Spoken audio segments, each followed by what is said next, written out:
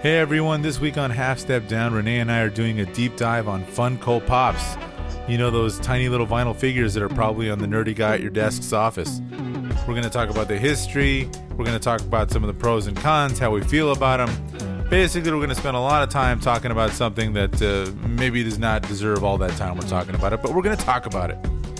But you know what you should be doing, even if you're not collecting Funko Pops, is going to halfstepdownpod.com. It is your one place on the internet to get everything Half Step Down. All our episodes, links to our social media, it's all on there. Speaking of social media, if you are on Instagram or Twitter, you can follow us at halfstepdownpod. That would really be great. Help spread the word with hashtag halfstepdown. One more thing, don't forget to check out the Spotify playlist in the description of this episode. We're always changing out songs and adding new ones, and from time to time we will talk about it on the show. Anyway, Half Step Down starts now. Enjoy the episode. That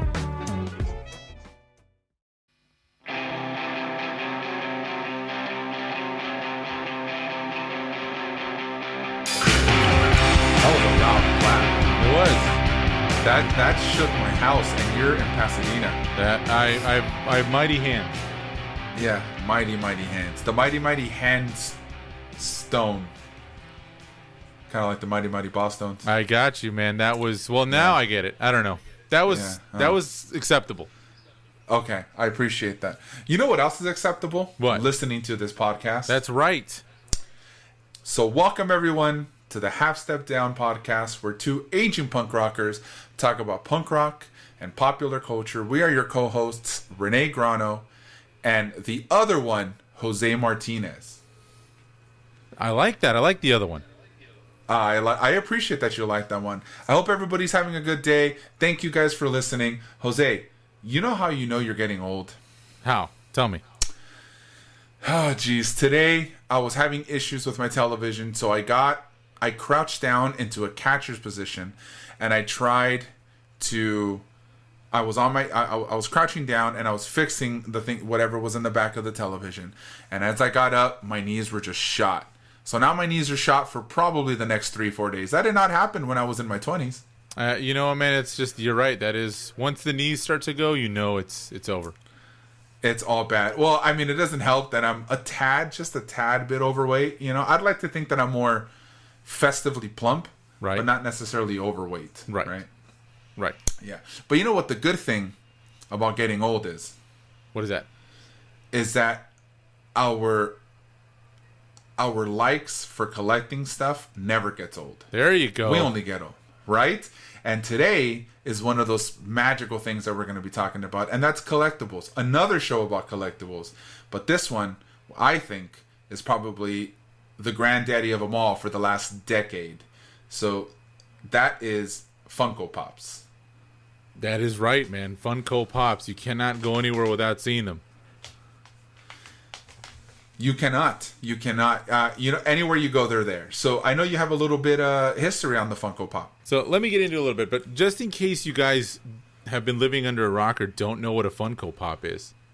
There probably is a rock Funko Pop. There probably is. If you've been into a bookstore, comic book store, video game, the mall, a clothing store, you've probably noticed that by the register or maybe in its own section, or if it's a comic book store, the entire comic book store has been taken over by these tiny little vinyl figures of whatever. But here's where it all began, right? So Funko was started in 1998 by toy collector Mike Becker. He started the business after failing to find an affordable card bank, or a coin bank, for the Bob's Big Boy, okay? So instead, he decided to start a company and license the right to try to make it himself. But the venture basically failed because that company filed for bankruptcy. However, Funko was able to secure the rights to the Austin Powers bobblehead line, which sold about 80,000 units. After this, they went on to license characters like the Grinch, Tony the Tiger, and the Cheerios mascot, that honeybee. Becker then sold Funko to the current CEO, Brian Mariotti. Mariotti. That was terrible, but that's okay. I'm going to keep it in. That's what she said. There it is for the episode. I love it. You got at least 4 or 5 more, I know. Yes. So Brian That's what Mariotti. she said. So Brian Moriarty significantly expanded the company's licenses. Now, the company has always had a vintage style. If you see them, they kind of look like a vintage style. We'll talk a little bit about the styling. But in 2010, they released Funko Force 2.0, which had DC licensed characters like Batman. They released these at San Diego Comic-Con, and they sold out. In 2011, this style of figure became the Funko Pop that we know today. And by 2012, the company had sold more than $20 million worth of merchandise. Now, this episode, we're going to break down like this. These are, I think, the main reasons why the company has found such great success. And I've kind of broken it down into categories. The first one we'll talk about is basically accessibility, which, when it comes to collectibles, accessibility is a big deal. Yeah, it is a very big deal. You know, I think one of the greatest things of Funko Pop, of collecting Funko Pops, is obviously being able to go to Barnes & Noble and pick up a Spider-Man if you wanted it. But the cool thing about it as well is that you're able to get a specific Funko Pop in a specific area, which is also part of accessibility, right? Is these chase pops, the ones that you can only get in certain areas, the Barnes & Noble one, the Target one, the exclusives, right? The exclusive stuff. But, I know you said Barnes & Noble, a bookstore, comic book store, a video game store, whatever that be. I'm surprised they're probably at a supermarket at this point, but you're absolutely right. Being able to just get up to any sort of retail store and find a Funko Pop, I think is a very smart thing on their end. Yeah, I mean, and you got to look at a couple different things, right? Normally, collectibles, depending on what you're looking for, it can be intimidating to get into it, especially with toys. Like, toys can be very expensive. You walk into like a collectible toy store, like a comic book store. We've always talked about how intimidating a comic book store can be. The other thing they can be is expensive. You start getting into toys, Mm-hmm. you're starting to look at, the higher end toys can be 30, 40, 50 bucks. If you're looking into statues, you can talk into the hundreds of dollars. If you're not looking for a rare Funko Pop, you're dropping maybe 15 bucks with tax in California. Mm-hmm. So yeah, it's absolutely. It's the kind of thing where it's there, it's cheap, you can get it. And this kind of brings me into the next thing, which is they're very collectible. Basically, if you like something, there's going to be a Funko Pop of it. The other thing that they do, and I know you've talked about this, and I think you mentioned it just now, there are exclusives to certain stores, certain places, certain things. Yeah, that is definitely something that I know we talked about this earlier. I actually would count that into the accessibility, just because of the idea that it obviously they are accessible, but at the same time they're also chase. So I think part of the fun is having to go to a Target and then a Barnes and Noble and then this place to just pick up these specific Funko Pops. And mind you, that's the same figure, just with a different design, right? Like a different set of clothes or a different mask or a glow in the dark. But I think that's pretty cool. But then also the collectability of the Funko Pops is even greater. And you're absolutely right. You can honestly be a fan of anything that has to do with popular culture, music. I mean, God, there's Metallica Funko Pops now, right? That you can do. I know we talked about My Chemical Romance earlier this year during a HSD Ramble episode, where they have their, I believe it's like their own makeup line and stuff, but they also have Funko Pops from what I understand. The Young Bucks, which are one of my favorite tag teams in pro wrestling right now, they have Funko Pops. It is amazing how many different things you can do. We talked right before we hit the record button on the show was, if you're a fan of Judd Apatow or Steven Spielberg or, I don't know, J.K. Rowling, right? But outside of collecting your Harry Potter books or getting a movie poster of Jurassic Park or This Is 40 or something like that, Not necessarily if you come into my room and you see this stuff, you're going to be like, oh, he's a fan of these particular things. Not necessarily the directors or the writers. But nowadays, you can pick up a J.K. Rowling Funko Pop or a Judd Apatow Funko Pop or a Steven Spielberg one. And just now you have a way to show what you're a fan of. Like, I am a specific fan of Judd Apatow, specific fan of Steven Spielberg. J.K. You can show specifics now instead of just having a movie poster. Like, I think that's also pretty cool too. Yeah, and I mean, in terms of the collectability, besides if you are just a Spielberg fan, or if you're just a Batman fan, or if you're just into one particular thing, you can just get that particular line. Because the reality of this is no one is going to own all of them. Because some of these exclusives are like comic convention exclusive. Some of them are exclusive to the Funko store in Hollywood. The number of variants that come out, like, you're right, some of these are just the same thing in different colors, different color schemes. And then the collectability for me, you know, like, the problem with something like this is once you market something as collectible, it's not really collectible anymore, right? Because they're making a ton of it. So what's the difference? It's those exclusives that really are the collectible pieces, right? So I wrote down here, comic book resource, cbr.com. They had a list of the top 10 most expensive Funko Pops, and the number one was the 2012 San Diego Comic-Con exclusive holographic Darth Maul, and that one sold for $3,700, $3,750 for one Funko Pop. And it's that kind of stuff that gets... Collectors are a weird bunch, right? They're going to go that extra distance to get them. All you need to do is look up Funko on YouTube, and you will find a ton of content creators who will do their whole show in front of a wall of Funko Pops. It's just one of those things. I guess this is a good way to segue into the next thing, right? The licenses. You had mentioned it earlier. If you're into something, there's going to be a Funko pop-up. You were talking about music. So I just decided I'm on this website, popvinyls.com. I'm on just the music section. I see Elvis, I see Kiss, Bob Marley, Ozzy Osbourne, Flava Flav, Johnny Rotten, Michael Jackson. I'm scrolling and just trying to keep up. Baby Metal, Hatsune Miku. An interesting side note to the Bob Marley.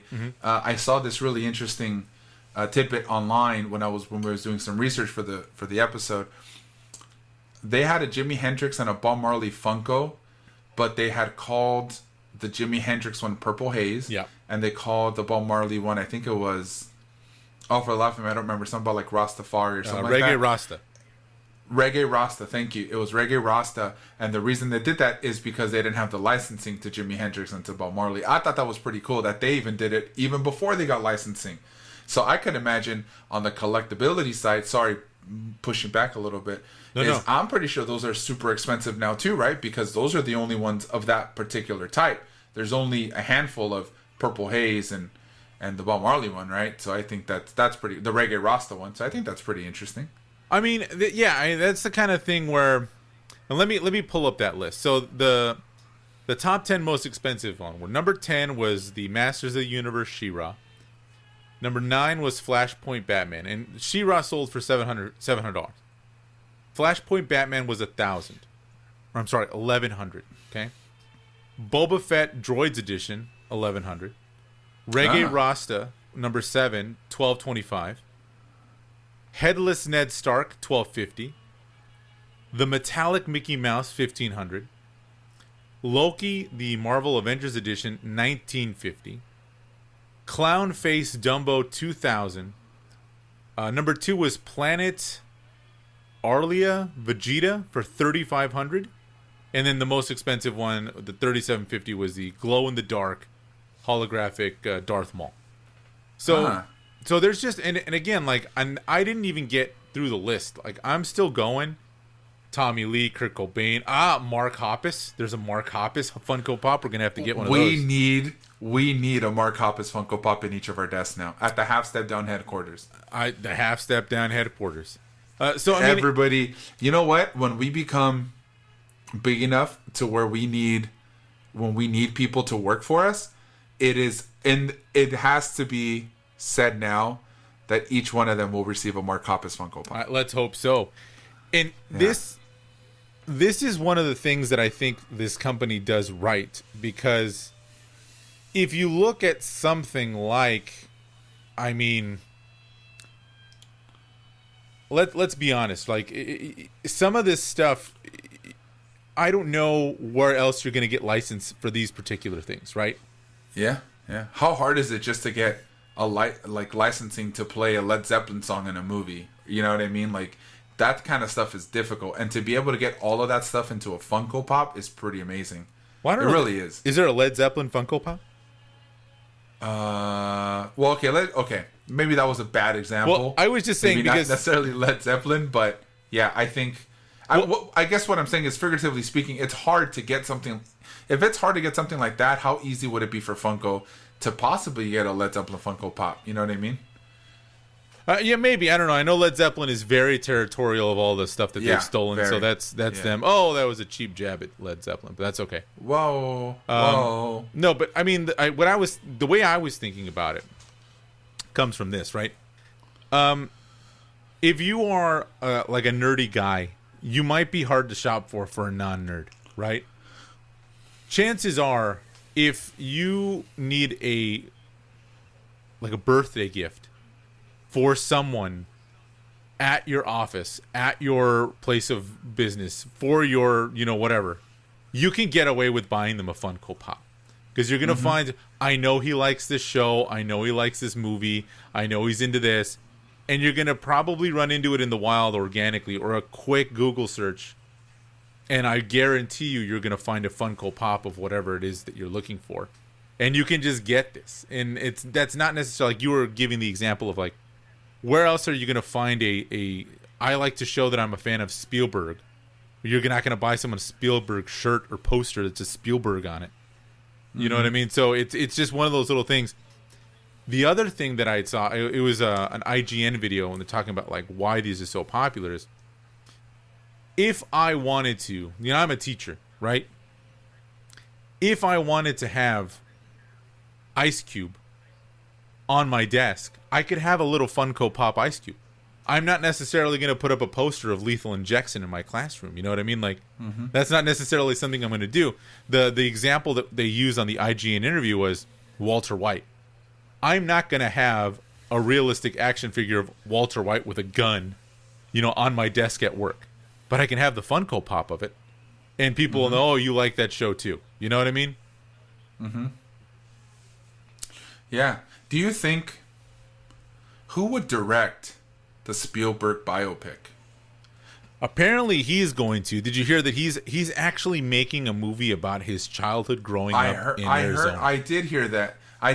But isn't that kind of, I don't know. What's your take on, like, Steven Spielberg directing a Spielberg biopic? That just sounds, I don't know. That just sounds obtuse to me. The reality of the situation, dude, is that every movie has essentially been a biopic of what is. It's like, you can see the moments in his life. There's this great interview. He's talking about Close Encounters of the Third Kind, right?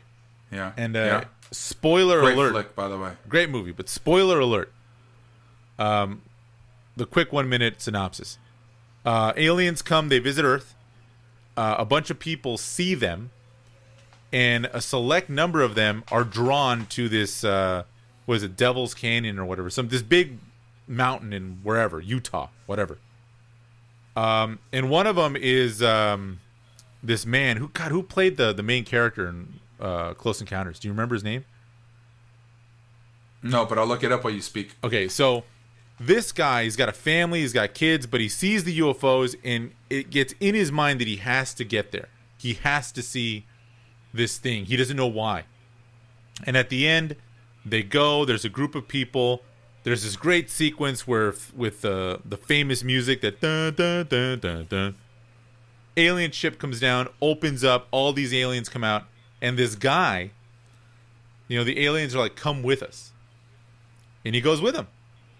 Guy's got kids, family, the whole 9 yards. Oh, Richard Dreyfuss. Richard Dreyfuss, yes, the great Yes, Richard Dreyfuss. Richard Dreyfuss. Yes. And Spielberg said that decision for that character to get on that spaceship and leave is very much a decision that he made as a young man. Because now that I have a family, I don't give a shit if there are aliens. I'm not going to leave my family to go with aliens. So he's like, as you watch my films, essentially you're seeing parts of my life kind of portrayed in what's going on. So as he gets older, you're starting to see like War Horse and Munich and stuff that's like he's more comfortable showing, you know? So yeah, I think the best thing I saw was, I think it was the AV Club said, Spielberg just cutting to the chase and making a movie about his own life, which I thought was hilarious. But I just find that kind of weird that you decide to do it on your own, like on yourself. But I guess that shows a high self-esteem, right? Well, I mean, I think somebody that's who's pretty sure of himself. I mean, who else would be more sure of themselves than Spielberg, right? Yeah. I mean, Jeff Bezos. I mean, look at Jeff, but he's not going to direct any movies. He's just going to buy whatever he wants. That's true. But also, like, you know, like George Lucas did it with American Graffiti. That was basically just true. That was his teenage. That was just yeah. Well, then again, Superbad as well, I guess, right? Superbad, he made that movie like 94 or something. Seth Rogen, Yeah. Didn't he direct a movie about skaters in the 90s? He did. I think a lot of people eventually end up doing. I think Spielberg just has let's just call it the gusto to say, like, yeah, this is just a movie about my childhood. This is just me growing up. Yeah. Right? Yeah. Okay, this brings me to my next point. Okay? I didn't think about this. Uniformity. Okay? I'm a guy that collects a lot of things. You can't see my desk or my shelf behind me. But I got a lot of shit back there. I got Legos, Yeah. I've got action figures, I've got some in a box, I've got some not in a box. I've got all sorts of crap. My wife hates it because it just looks like a mishmash of stuff, right? Mm-hmm. And I didn't think about it. Same here. But Same here.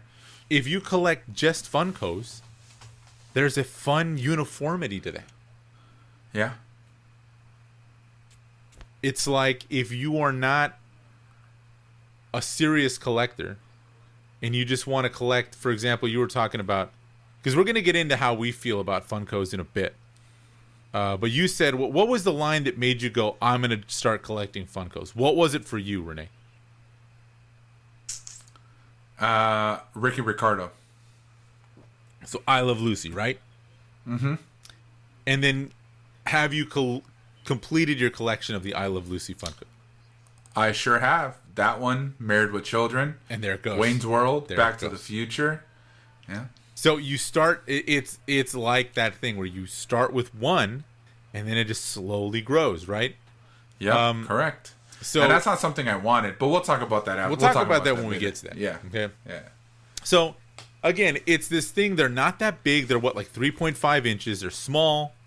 You can have a bunch of them on your desk, and it still has kind of an aesthetic appeal to the non-collector. I like the fact that my desk is like a mix, like a mishmash of a bunch of different things, but I can understand people not liking that. Yeah, and he's showing the Ricky Ricardo. He's got the Ricky Ricardo with the bongo and the little hat. That's right. That's good podcasting, just showing that. I'm describing it. Yeah, I appreciate that. Shout out to my nephew for buying this for me and ruining my life. Yeah, and this is where we get to some of the stuff that is not all good, okay? So, if you've been to any collector's forum or talked to any toy collector, you might get a very negative reaction to the Funko Pop craze. Would you say that's accurate, Renee? Very accurate. Just like everywhere, though, right? Just like we talked about in the Magic the Gathering podcast, right? Everybody has their own, those old school people. Mm-hmm. Yeah. And so here's one of the first things that I read. So the style of them, right? They are unproportional small caricatures, right? They're basically an Americanized version of the chibi style from anime, right? Mm-hmm. And if you look into Japanese collectibles, I mean, to be honest, Funko Pops are basically cheap Nendoroids. Have you ever seen a Nendoroid? I have. So if the audience is not familiar with Nendoroids, they're these little Japanese super deformed figures. They kind of look like Funko Pops, but they are much more detailed. So they look a lot more like the character. In terms of like the eyes, because all Funko Pops have those black just eyes. Most Funko Pops do not have a mouth. And they're always basically in one pose, right? Unless it's a specially made Funko Pop. There are certain ones that don't fit that mold. The few that I have, I think the only one that I actually requested is because it was different. But with Nendoroids, they tend to make the body so you can move the arms, you can move the legs, you can change out the face. They have little accessories. But Nendoroids are I think they start off at $50, and they only get more expensive from there. Whereas, Funko Pops are $12, $13, if you don't get the expensive collectible one. Nendoroids also are like numbered. Funkos are numbered from like 1 to however many. Nendoroids are also numbered, but they're just a more expensive product. What do you think, Renee? Do you think they're just cheap knockoffs of Nendoroids? You know what? It takes.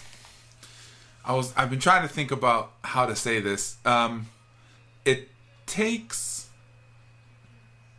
I think a good example is, let's just say, Samsung versus Apple, right? Mm-hmm. One or the other comes out with a specific feature, and then the other one does it better, and then they just go back and forth, right? It just gets better and better because there's always a product that's already done it, and then you just make it better.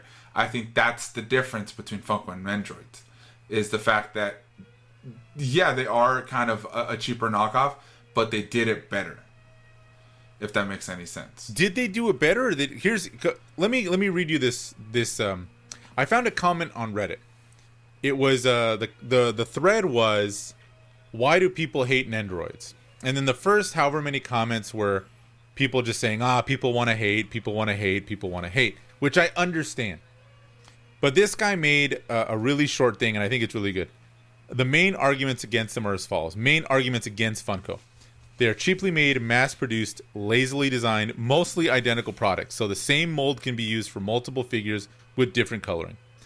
That gouge customers with hundreds of variations of the exact same item but in different colors with a different number, so collectors get addicted to the short-lived dopamine hit of buying a new figure and completing their collection for 24 hours before the next figure is released. Keeping them in a box is extra pointless because you can't even see the figure clearly, let alone quote-unquote play with it.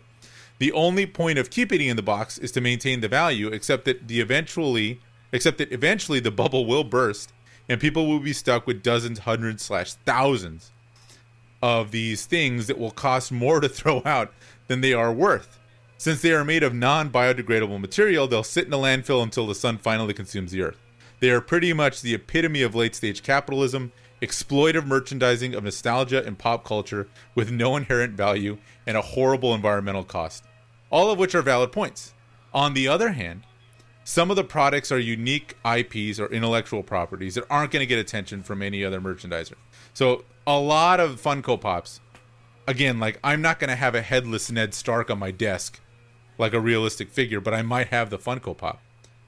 Among the hundreds of other lazy products, there's also a number of cool and unique designs. So, for example, the one that I have is the Diva from Overwatch, and it comes with her mech. And it was a gift to me. And I'm going to just kind of, spoiler alert, I don't like Nendoroid. All right, I'm sorry, I don't like Funko Pops.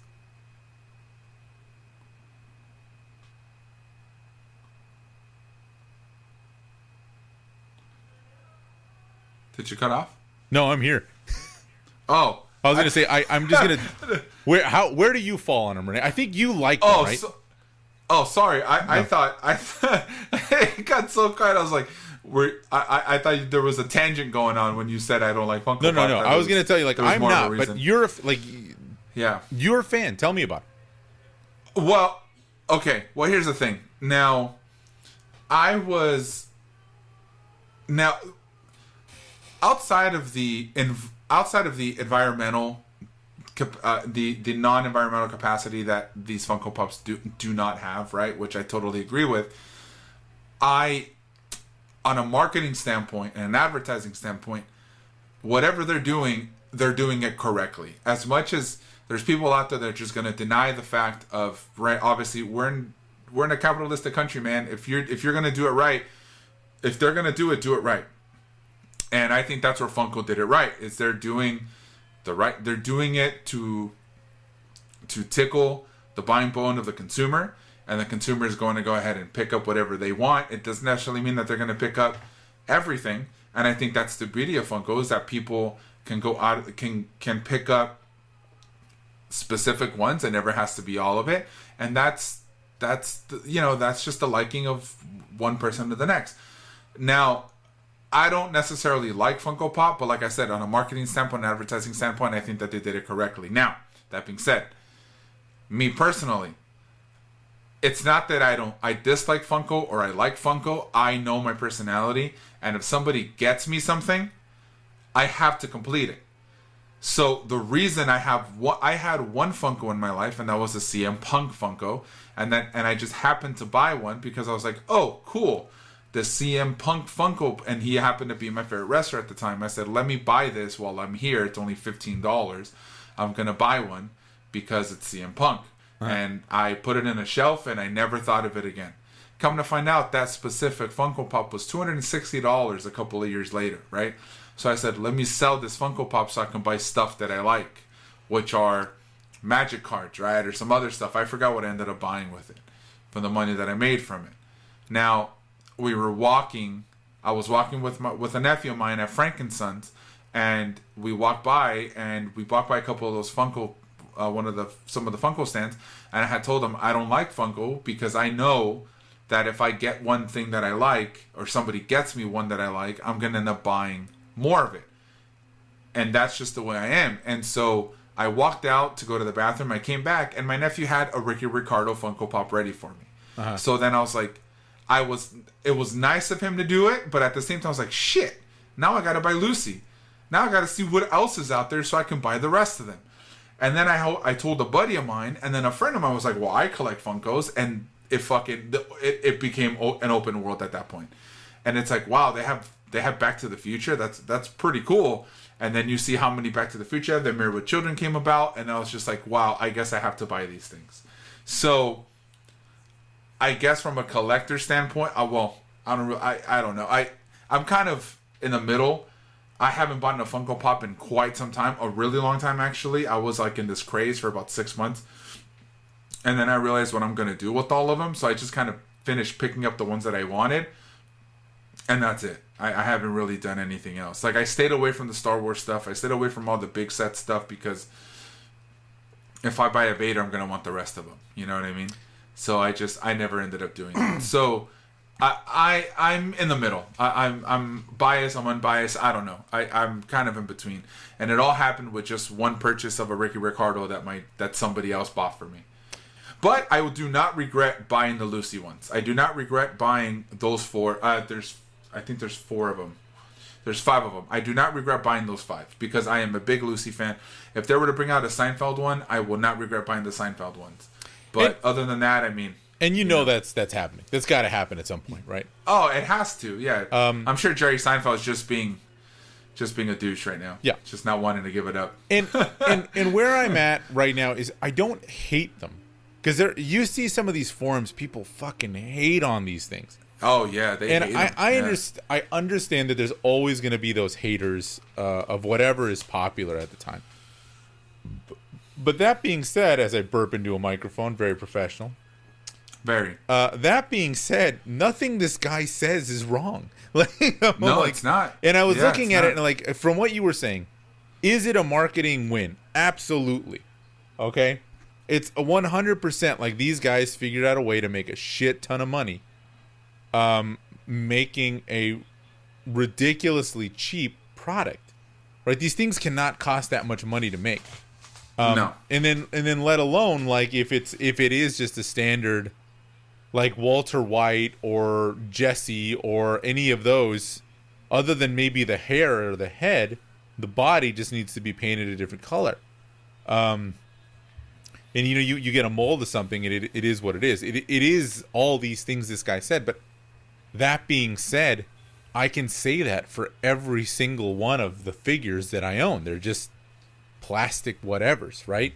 Mm-hmm. So I understand like the fun of collecting them, because like part of the fun of going to like Comic-Con or Anime Expo or whatever it is the con exclusive stuff, the things you're only going to be able to get there. And I don't know if you've ever, I'm sure you have, but like if our listeners have never been to like Comic-Con, when the Funko booth opens up, it's a fucking madhouse. Do you remember when we went to the celebration in Anaheim, the Star Wars celebration? Mm-hmm. I think you and I went. I think we went. We went all 4 days, right? Thursday, Friday, Saturday, Sunday. I didn't go to preview night. Did you go to preview night? No, I don't think I did. No.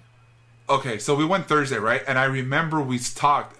Marta, you and I, we all talked, and we're like, let's get our shopping done now before the weekend gets here, because we've been to quite a few cons to kind of know when to get our shopping done and when not to get our shopping done, right?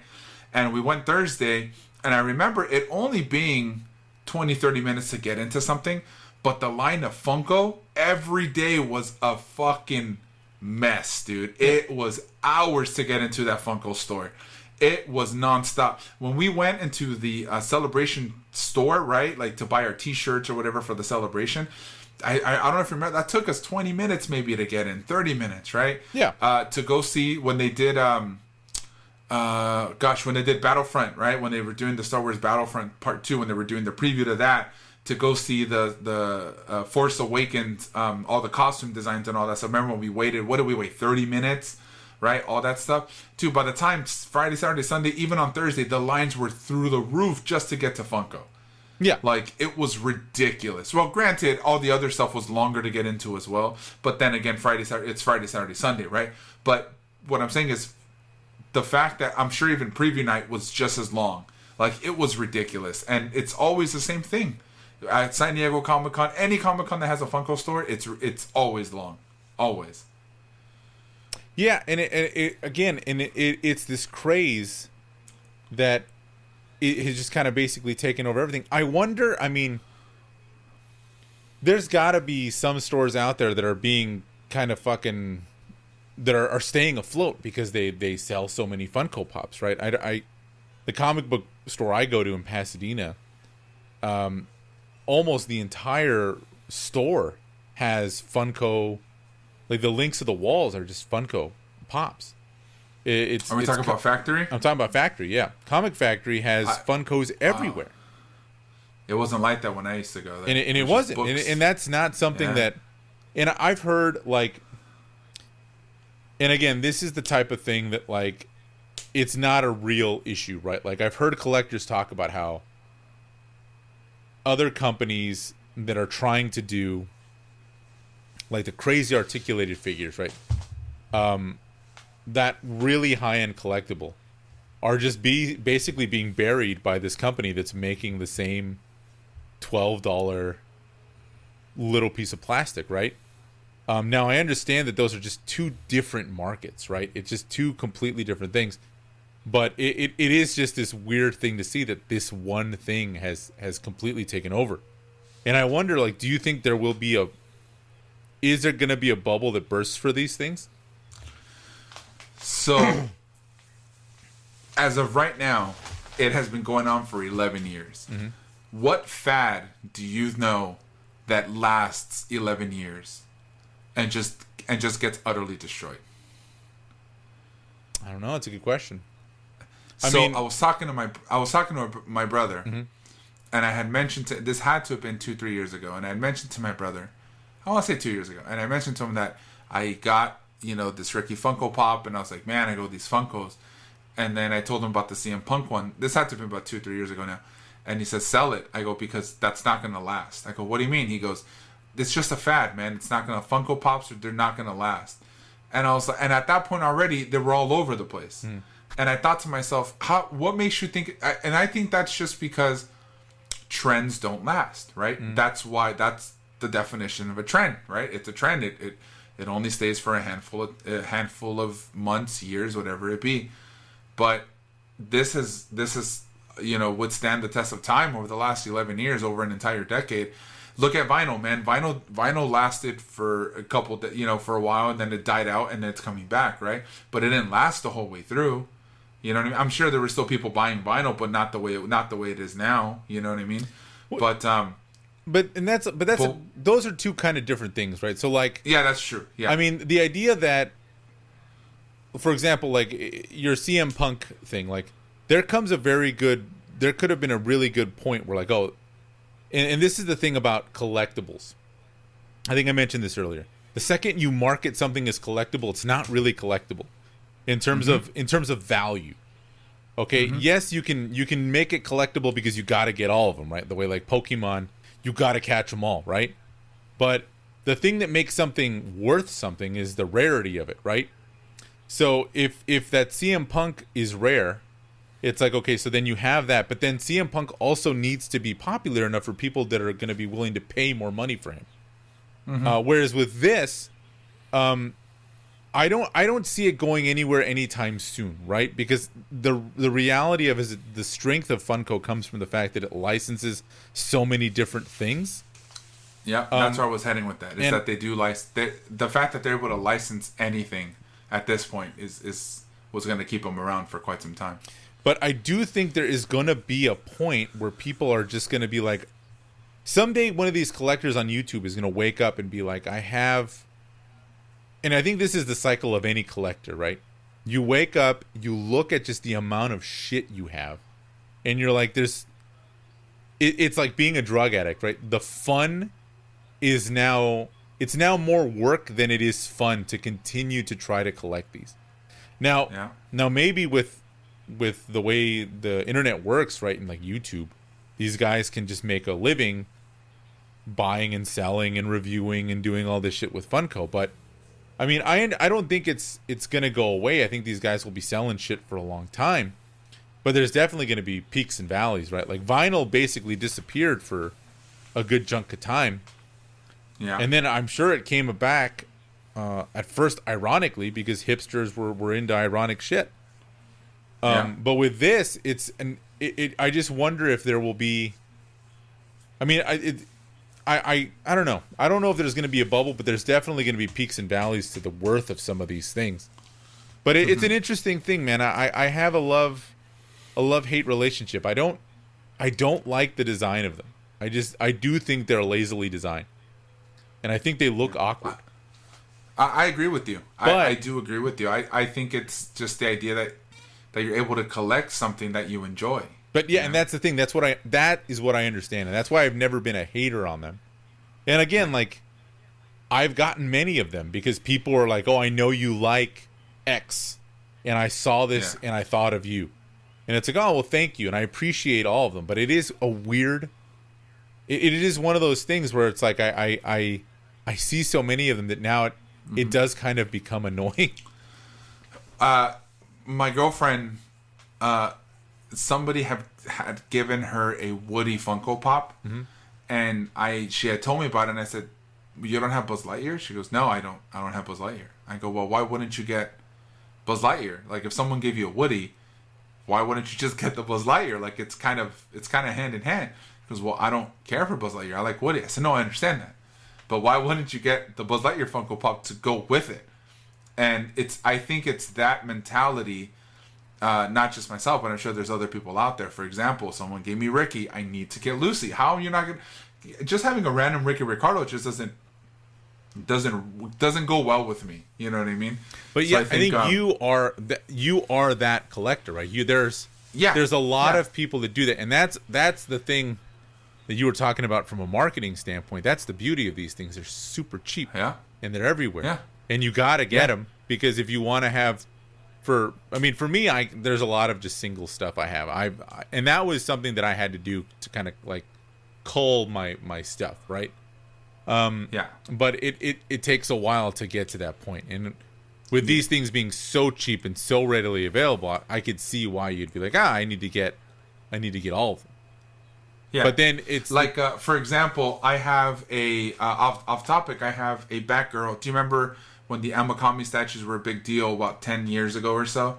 Mm-hmm. I have, for people who don't know, the Amakami set is a set of DC Direct statues of all the women in DC Comics. But they're statues, but they're made in the form of anime characters, right? So I have a Batgirl. So I don't know if you got me the Batgirl. I might have gotten myself the Batgirl. I don't remember. But for the longest time, I've had her in a box, and I put her away for a long time. And I pulled it out, I want to say about a year or two ago, and I said, oh man, I remember this. I don't remember if Jose got it for me, if I bought it for myself. I said, but I need Supergirl, because I always remembered seeing the Supergirl was just amazingly, like, it just looked great to me. And I was like, I want that one on top with this Batgirl. Those were the two of my favorites. And in retrospect, when you think of Batgirl, you either think of Batman or you think of Supergirl, right? Like, it's kind of, like, if you think of the Batgirl, you think of Supergirl. They kind of just go hand in hand with each other, aside from Batman, right? And I said, well, I gotta find Supergirl. So I've been looking everywhere for Supergirl, and all you find are variants. I don't want the variant. I don't want her in all black. I want the blue and red one, right? Mm-hmm. And that's something that's been plaguing me for some reason as a collector. Like, I cannot find this red and blue Supergirl. And I go to Frank's, and everybody knows which one I'm talking about, but nobody has one. And I'm just like, dude, like, if that's me with one statue, imagine how somebody like me can go with a Funko Pop, right? And it's so readily available is what I'm saying. So now, outside of that particular side of collecting, instead of statues, I can go and collect hundreds of these Funko Pops. I know a guy who started collecting Funko Pops within 2 years, and he had over 300 of them already. And I only met him once. He's like, I probably have about 300 now. And I was like, oh my god, like, I'm looking for, and granted, I didn't have any Funko Pops. I just had the one CM Punk one that was forever ago. And I was just like, I'm just looking for a Supergirl. Like, that's what I'm looking for, you know? And all the other Funko Pops that I do have, I have no room in my house. Like, they're all in a storage box and, you know, nicely kept. But it's like, I can't even pull them out and enjoy them. That's another negativity about them. No room space. You know, it's like, where am I going to put these things? As of right, I don't have too many, guys. I have maybe 15 of them altogether. I have 2 of them that are open, that I have on my desk, and that's Ricky and Lucy. Wayne and Garth are also open, and they're on top of my shelf here because I'm a big Wayne's World fan. So those are the only ones that I have open. So other than that, I have maybe 12, about 12 in a box, right? Like in a box and stuff. Even with just 12 of them, I have no idea where to put them.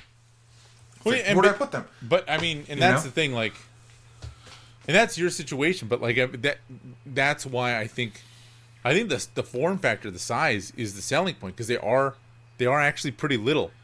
Compare that to like a hot toy. Like, if you've ever seen, like, if you've seen Hot Toys, right? Like, they're these incredibly articulated, like, crazy detailed figures, but they're big.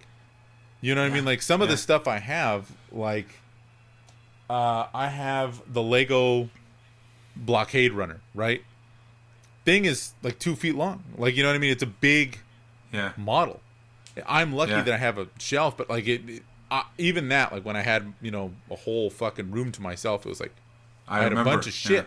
So I remember. And I would remember thinking, like, if I collected Funkos, I could get a lot more. But again, it just came down to me just not personally liking design, but I completely understand why people would be into these. Like, it's fun to collect. It's fun to collect shit. Yeah. Like, come on, dude. When I saw Wayne and Garth, I was like, oh, that's rad. There's some of them that just, I understand people's argument on the fact that they're lazily made, right? They're not, you know, the design is exactly the same, right? The head is the only difference is the head, right? But when you're able to see something that you love, like Wayne and Garth, I'm just like, dude, that's so rad. Like, Wayne and Garth, that's awesome. I have to buy those. You know what I'm saying? Like, to me, those are just specific things, right? Again, going back to variety, it's just the variety. And I think that's what's going to keep them around for quite some time, man. Like, I'm surprised. I think they have Magic the Gathering Funko Pops too. So it's like, they can go to any niche, any any niche in any spectrum, and they can just enjoy it, and people will buy them. But then here's the other question: why will you? Because there have been other Wayne and Garth products. Why the Funko? In 2020, bro, is there really other Wayne and Garth products? I mean, dude, Let's be honest. Let's be honest. We're talking about 90s nostalgia is at the highest it's ever been. I don't ever remember, aside from a Wayne's World hat, I don't ever see Wayne's World memorabilia. That's what I'm saying. Like, I don't know. I just don't see that happening. I don't see those. There's specific things that you're into. Here's a good example. But like, okay? let's say, why would you example. get the Funko Pops versus like a Wayne's World hat or a Wayne's World shirt? Why the figure of Wayne's World?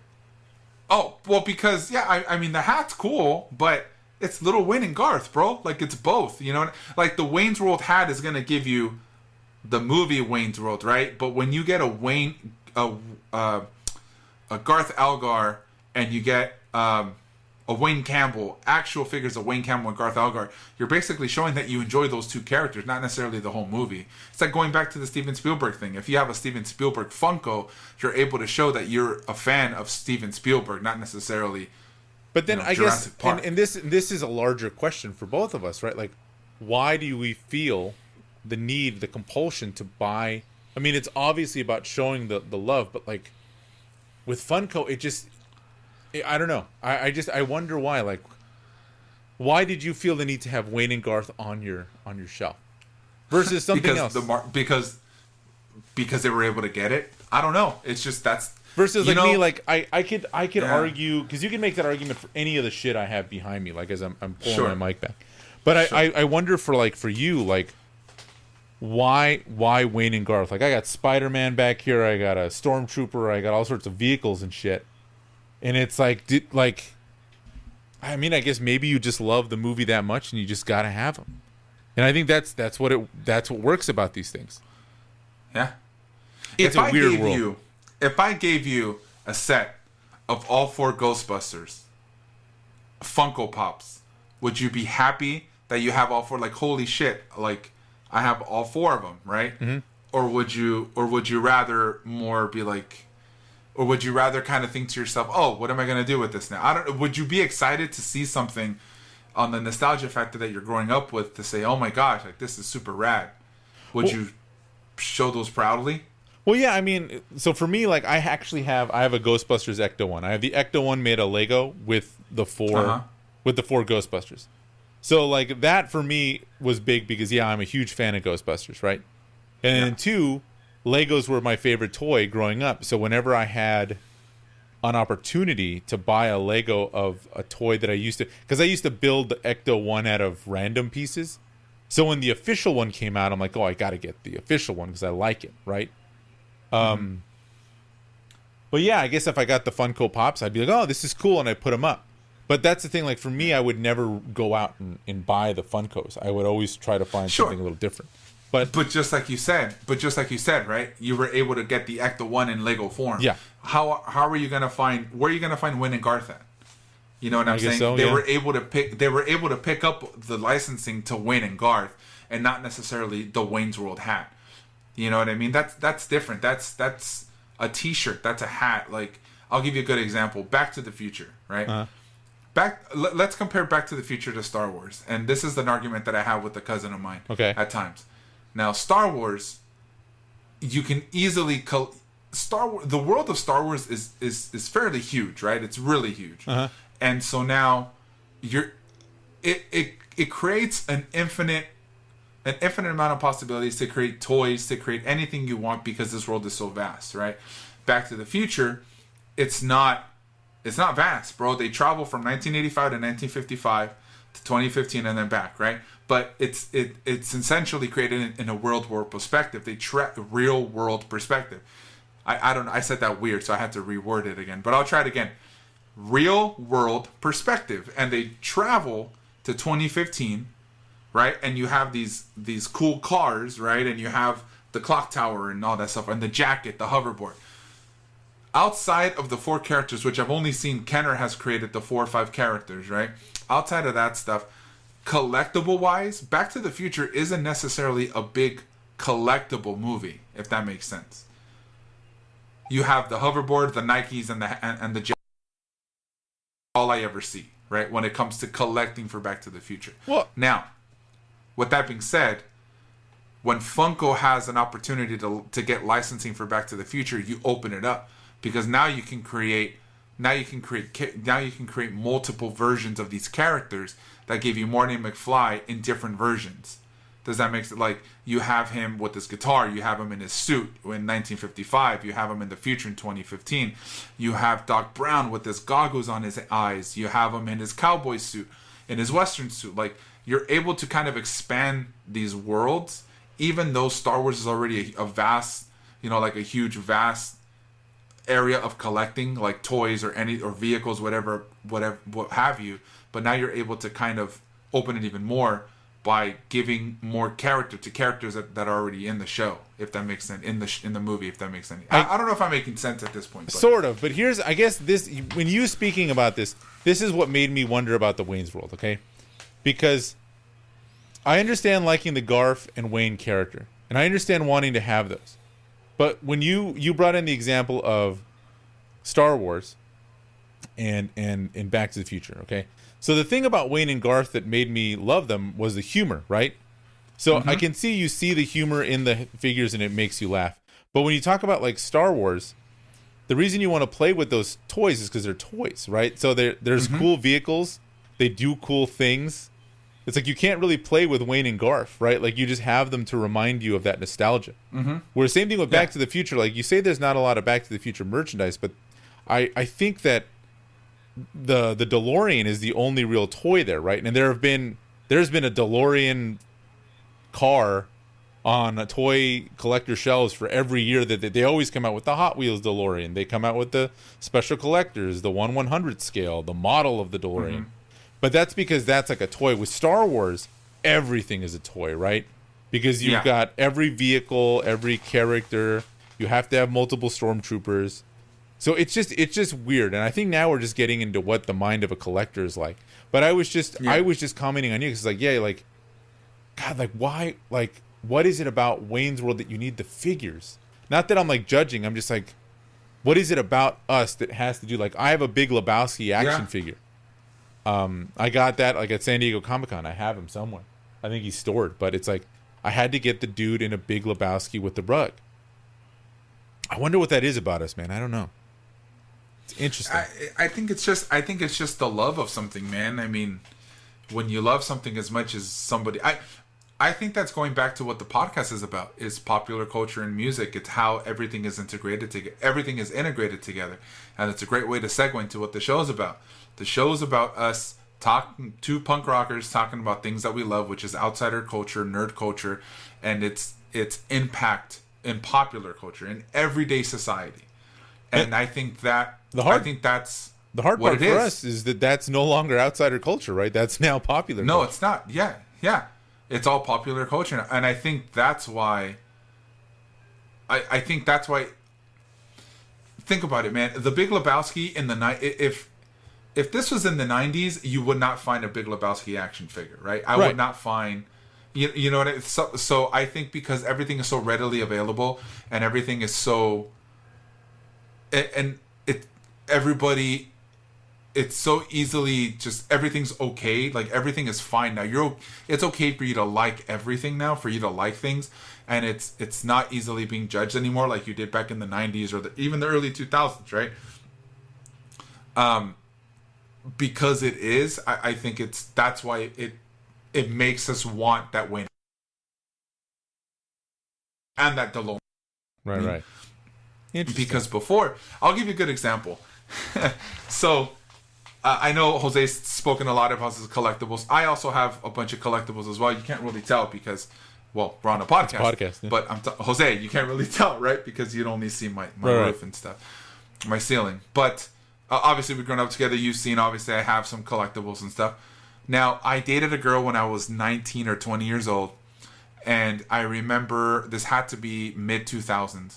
Or a little late 2000s, somewhere around that. And I remember telling she came to my house. She had met me. We were gonna go on a date. She came over, and I told her, "Wait right here. I'm gonna be right." This is at the living room. I said, "Wait right here. I'm gonna be right back. I'm gonna walk into my room to grab my jacket." Specifically telling her, "Wait right here. I will be back." This is like a second or third date, dude. At that time, Jose, would you let a girl that you're trying to date walk into your room and really find out the kind of nerd you really are? Yeah. Like, at that time. I had no choice. And I would just be like, look, this is what I meant. Like, if you got to take it or leave it now. Like, So she walked in, and just the look on her face, she wasn't like, oh my God. No, not like that. But I remember like, oh man, yeah, this is my room. Like, this is what I'm into. This is it. Like, you have some records here, you have a guitar obviously, and you have some figures here. Like, oh, what's that? I go, oh, that's, Steve McKinnon poster from Secret Invasion that I'm a really big fan of. That's the poster of the month, because then I throw it away later and I pick up a new one, stuff like that. Like, it's just, this is my background, anime statue that I enjoyed. This is this. And it's just, these are my boxes of comics that I have right now. Like, at that time, it was unspoken that you're into that stuff. And now it's okay to be into that stuff. Now, people walk into I'm sure if I was single and she walked into my room, she'd be like, oh, this is pretty rad. Like, oh my God, I love Star Wars. Oh my God, I love comics. You know what I'm saying? Like, it's just, that's what I'm saying. I think now that everything's so readily available and everybody loves everything that we love now, it makes it easier for us to say, I can get that Big Lebowski figure and I'm okay with it. I can get Wayne and Garth because I'm okay with it. Interesting. That's my 2 cents. My really long 2 cents. No, man, it makes sense. It makes sense, man. We're in interesting times with the collectibles. Yeah. And I just wonder, like, oh, okay, like I always just wonder with the Funko, like, is it a good thing? Is it a bad thing? I mean, I think the more people that get into it, the better it is. But that guy was not wrong. I agree. And at the end of the day, outside of Funkos, collectibles will never die. Toys will never die. They'll never end, I guess is what I'm saying. Nothing, that stuff will never end. There's always going to be somebody out there to love that stuff. So that's the beauty of it. But something does have to end, and that is the Half Step Down podcast for the week. It is unfortunate. We could be here for hours and speak the truth as long as we want. But sometimes, Jose, we have to be grown-ups and keep moving on, because we do have things to do outside of this podcast, unfortunately. Absolutely. But it was wonderful. Jose, before we go, I know we have a couple things we want to talk about, which are the plugs.